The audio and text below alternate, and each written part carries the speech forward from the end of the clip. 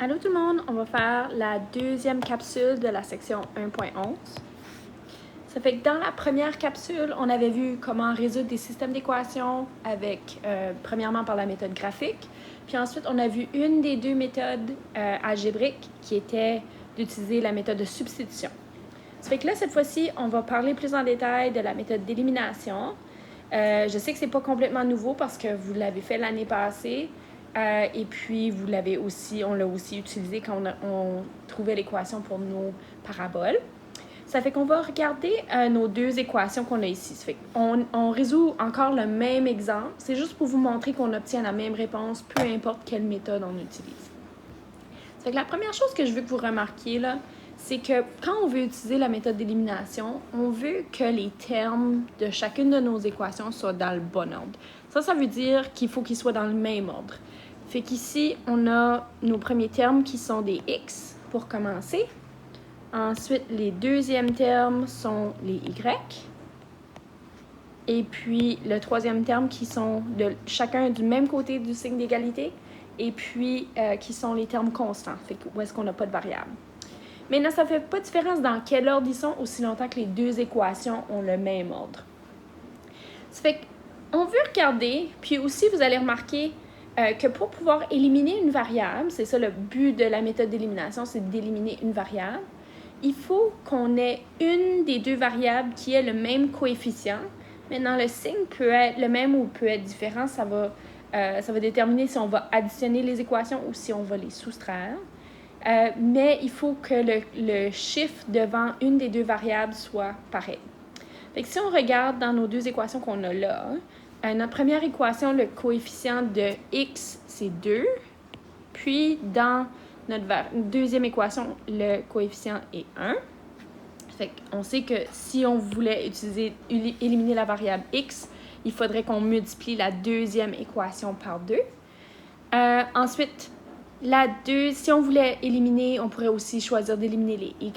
Puis dans notre première équation, le coefficient est 1. Puis dans la deuxième, c'est moins 2. Ça fait que là, ici, si on multipliait la première équation par 2, là, à ce moment-là, on additionnerait les deux équations pour se débarrasser des y. Ça fait qu'on a deux options ici qui se présentent à nous autres. Ça fait que moi, ici, je vais choisir de multiplier la deuxième équation par 2, qui va nous permettre d'éliminer les x. Mais vraiment, ça ne ferait pas de différence. On peut éliminer une ou l'autre des variables. Ça fait qu'on peut multiplier notre deuxième équation par 2, justement. Fait qu'on va avoir tous les termes. Faites juste attention ici. Il faut absolument distribuer notre 2 à tous les termes, même ceux qui sont de l'autre côté du signe d'égalité. Fait qu'ici, on va avoir 2x moins 4y égale à 20. Ça fait que si on place nos deux équations une au-dessus de l'autre, on va avoir notre première équation, notre 2x plus y égale à 5. Puis en dessous, on va avoir notre 2x moins 4y égale à 20. Puis là, parce que les coefficients sont pareils, sont les mêmes, on va devoir soustraire pour obtenir notre nouvelle équation. Ça fait qu'ici, chaque terme, on va s'assurer de soustraire. Ça fait qu'on a 2x moins 2x. Ça fait qu'ici, il ne nous reste plus rien pour notre premier terme. 2x moins 2x, ça s'élimine. Ensuite, pour notre deuxième terme, on a y moins 4y. Ça fait que si on a y moins, les deux négatifs, c'est comme si on additionne ici. Ça fait qu'on a y plus 4y dans le fond, qui nous donne 5y ici. Puis, ensuite, on a 5 moins 20. Donc, moins 15 ici. Ça fait qu'ici, on a 5y est égal à moins 15, puis on veut isoler y dans cette équation-là. Ça fait que je peux diviser par 5 de chaque côté. Alors, du côté gauche, ça élimine juste les 5. Puis, du côté droit, on obtient que y est égal à moins 3. Maintenant, rappelez-vous, à chaque fois qu'on résout un système d'équations, c'est toujours une coordonnée. Pensez au graphique où est-ce qu'on avait une coordonnée qui était notre point d'intersection entre nos deux droites. C'est la même chose avec nos deux autres systèmes. On veut une coordonnée qui va nous donner, qui va nous aider à résoudre le système d'équations. À quel point, sur notre plan cartésien, est-ce que nos deux droites se croisent? Ça fait qu'ici, on peut utiliser n'importe quelle des autres équations pour pouvoir trouver la valeur de x qui correspond. Ça fait que si j'utilise par exemple ma première équation que j'avais ici au départ, je peux dire 2x plus, et là j'ai moins 3, j'aurais juste pu mettre moins 3 ici, qui est égal à 5. Ça fait que si je veux isoler x, ici parce que j'ai un moins 3, je vais faire plus 3 ici de ce côté-là et plus 3 de l'autre côté. Fait que ceux-là ici, de ce côté-ci, s'annulent. Il reste 2x égale à 8. Et puis là, on peut diviser par 2, et on obtient x égale à 4. Ça fait que j'ai ma valeur de y, j'ai ma valeur de x. On peut les placer ensemble dans une coordonnée pour donner la solution de notre système d'équation, qui serait 4 moins 3. Ça fait qu'on voit que peu importe quelle méthode on utilise, on obtient la même coordonnée, la même solution pour notre solution de notre système d'équation. Ça fait que là, on va faire un exemple. On va utiliser nos méthodes pour résoudre notre même type d'équation qu'on avait fait dans le passé, c'est-à-dire on a une parabole et puis on va aller résoudre notre système d'équation qui va nous permettre de trouver les valeurs de A et de K. Ça fait que ceci, c'est pas nouveau, c'est exactement ce qu'on a fait dans les dernières semaines. C'est juste qu'on clarifie un petit peu les méthodes de solution. Fait qu'ici, on nous donne la solution de base. Puis l'information qui est importante ici, c'est qu'on nous donne le H dans notre équation. On n'a pas besoin de trouver H, il est déjà déterminé. Mais on nous donne 2 points. Puis les 2 points, on ne parle pas ici de sommet, ça fait que c'est 2 coordonnées x, y. Ça fait qu'ici, on peut écrire une équation. Ma première équation, je vais utiliser ma première coordonnée qui est ici. Alors, ici, on avait que y est égal à 6. Donc, je vais écrire mon équation avec le x et le y qu'on a ici. 6 égale à A. 2 moins 1 à la 2 plus K. Fait qu'ici, on a notre 6 qui reste là. Le A qu'on ne connaît pas encore. On simplifie la parenthèse. 2 moins 1 qui donne 1. À la 2 qui donne aussi 1. Ça fait que quand on sait que quand on a un coefficient de 1, on n'a pas besoin de le placer. Fait que c'est juste A et plus K ici. Fait que là, on a notre première équation. On va faire la deuxième chose avec notre deuxième équation. Ça fait qu'ici, je vais utiliser ma deuxième coordonnée ici. On a que y est égal à 12. On ne connaît pas notre A. On sait que le x pour cette coordonnée-là est égal à 3. Moins 1 à la 2 plus K. Fait qu'ici, on va avoir 3 moins 1 qui donne 2. 2 à la 2 qui donne 4. Donc, le coefficient de A est 4 ici. Ça fait que là, on a deux équations avec deux inconnus. Ça fait que ça devient exactement comme notre exemple qu'on avait. À partir de ce moment ici, ça devient exactement comme les systèmes d'équations qu'on avait dans l'exemple précédent. Puis là, à ce moment ici, ça reste à vous autres. Qu'est-ce que vous allez choisir comme méthode? C'est qu'on ne vous impose pas de méthode ici. On dit juste de déterminer les valeurs de A et de K. Ça veut dire qu'on veut résoudre le système d'équations dans le fond. Fait que pour faire ça, moi, je vais choisir la méthode d'élimination parce que je la préfère. Je trouve qu'elle est un petit peu plus rapide. Mais vraiment, ça reste à vous autres quelle méthode vous voulez choisir. Vous pourriez utiliser la méthode d'élimination, la méthode de substitution si vous vouliez. Puis vraiment, il n'y a rien qui vous empêche de la résoudre de façon graphique non plus. Ça fait qu'ici, on va placer les deux équations une au-dessus de l'autre. Puis ici, nos termes sont tous dans le même ordre pour les deux équations.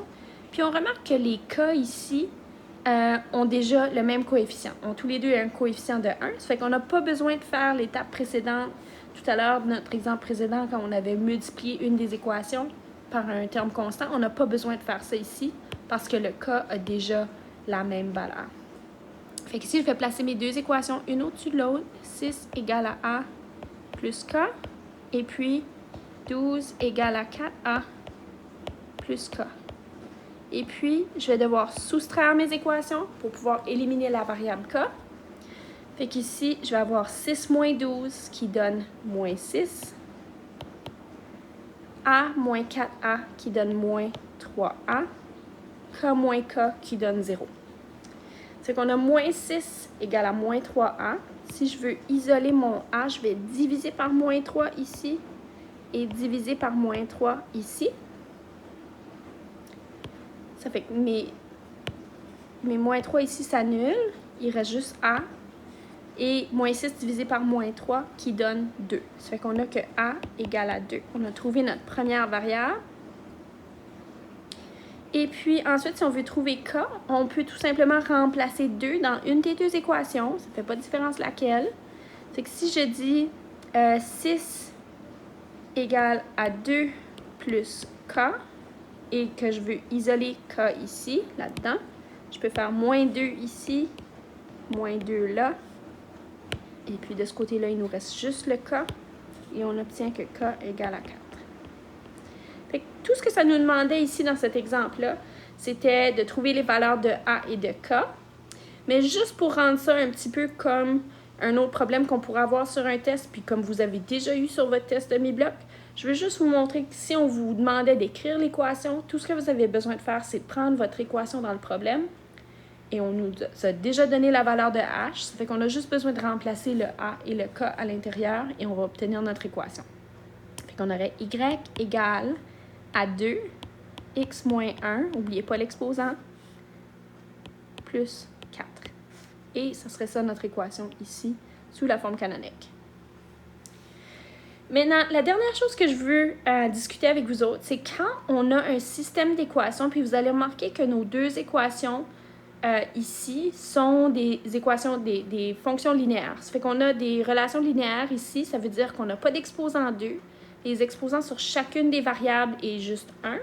Fait que c'est des équations sous la forme y égale à mx plus p, si vous voulez. C'est juste qu'on les a placées sous une forme différente un petit peu. Ça fait qu'ici, on a 3 options pour le nombre de solutions possibles. Ça fait que, comme on a vu les deux exemples qu'on a fait, on a fait un exemple 3 fois là, avec les mêmes équations. Puis après ça, on a fait le deuxième exemple avec 2 autres équations qui étaient linéaires aussi. On parlait d'une parabole, mais les équations comme telles, ici, nous ont donné des équations linéaires. Ça fait que dans les 2 exemples qu'on a fait, on avait une seule solution. Fait qu'on avait la solution x égale à 4, y égale à moins 3. Ça, c'était une seule solution. Ça fait que ça serait représenté par 2 droites qui se coupent, comme ça. Fait que le graphique, ça aurait l'air de ça. Pour avoir une seule solution possible, le m dans nos 2 équations, notre pente, doivent être différentes. Si on a les mêmes pentes, c'est impossible d'avoir seulement une solution. Les coordonnées à l'origine, donc si on parle des abscisses ou des ordonnées à l'origine, vont être différentes à moins que ça se coupe sur un axe. Fait que si ça se coupe sur l'axe des x, par exemple, on aurait la même abscisse à l'origine. Si ça se coupe sur l'axe des y, on aurait la même ordonnée à l'origine. Mais autre que ça, généralement, les coordonnées à l'origine vont être différentes. Puis, ça nous donne une seule solution, une seule coordonnée x, y. Maintenant, une autre option qui arrive moins souvent, c'est qu'on aurait des droites parallèles. Fait que graphiquement, ça aura l'air de 2 droites qui ne vont jamais se toucher. Okay?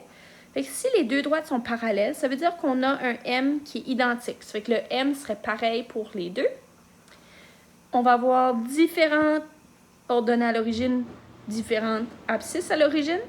Les 2 vont être différents ici.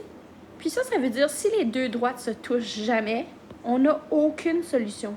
Fait qu'ici, quand on essaierait de résoudre un système comme ça serait impossible, on arriverait à quelque chose qui n'a aucune solution. Maintenant, c'est possible qu'on ait, puis là, vous allez regarder le graphique qui est ici, puis vous allez voir que c'est comme s'il y avait juste une droite. Bien, en fait, qu'est-ce que c'est? C'est 2 droites qui sont une par-dessus l'autre. Ça fait qu'ils sont identiques. On va les appeler des droites coïncidentes ou confondues. Ça veut dire qu'ils sont identiques, dans le fond. Ils sont une par-dessus l'autre. Ça voudrait dire que nos pentes seraient identiques. On aurait les mêmes ordonnées à l'origine et mêmes abscisses à l'origine.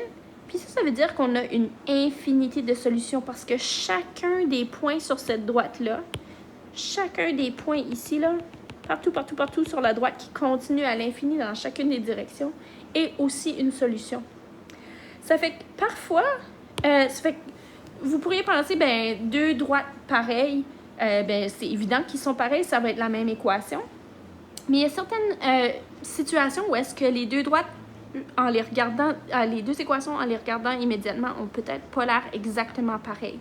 Fait que par exemple, si on avait y égale à 2x plus 5, on pourrait avoir une deuxième équation qui serait, par exemple, 2y égale à 4x plus 10. Ça fait que si on regarde ces deux équations-là, puis il pourrait en avoir une qui est manipulée, si vous voulez que l'ordre est changé, ça fait que ça n'a pas nécessairement l'air exactement pareil au début. Mais ici, dans ce cas-là, nos deux équations sont les mêmes. Si on les traçait sur un graphique, ils seraient une par-dessus l'autre.